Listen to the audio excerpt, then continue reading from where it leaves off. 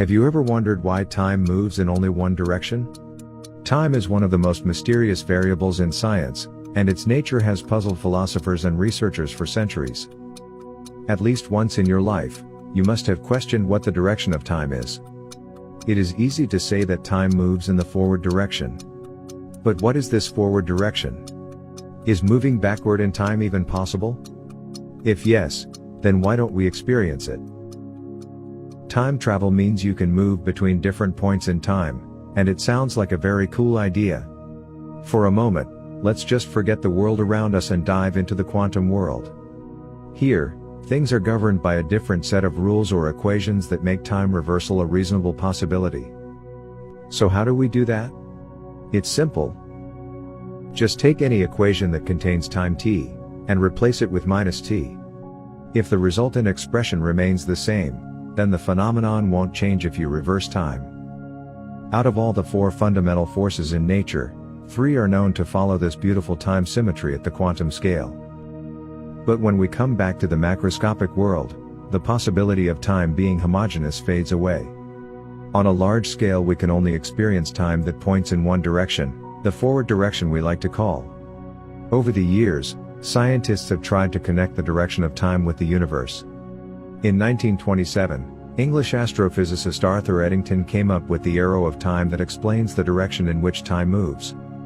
The most significant arrow of time is what we call the thermodynamic arrow of time. It says that time always moves in the direction in which the disorder of the universe increases. Consider an egg that falls on the floor and breaks. The disorder or the entropy of that system has increased. But the reverse is not possible. A falling broken egg cannot become whole. If you don't like eggs, then imagine a deck of cards that is perfectly ordered. If you shuffle it, it will become disordered. You cannot get back the original order by reshuffling it. So if you consider the universe as an isolated system, then the arrow of time points toward an increase in entropy or disorder of the universe. Although the thermodynamic arrow is the most significant one, it's closely related to another time arrow, the cosmological arrow of time. The Big Bang Theory says that our universe came into being about 14 billion years ago from a singularity. Ever since, it has been expanding. The cosmological time arrow points in the direction of the expanding universe. Without expansion, there would be no change in entropy as per the thermodynamic arrow of time. The two arrows discussed so far are something that you cannot comprehend in day-to-day life. But there's another arrow that you can very well understand. Can you feel full without even eating something? The answer is no, because to observe an effect, you need a cause. So to some extent, by causing something to happen, we are controlling our future.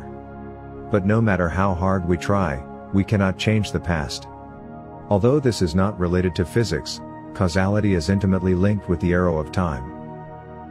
If you look deep into nature, there is one pattern that you will observe. All kinds of waves, be it light waves, radio waves, sound waves, or even water waves, are always radiative. They always seem to expand outward from their point of origin. This asymmetry can be related to another time arrow called the radiative arrow.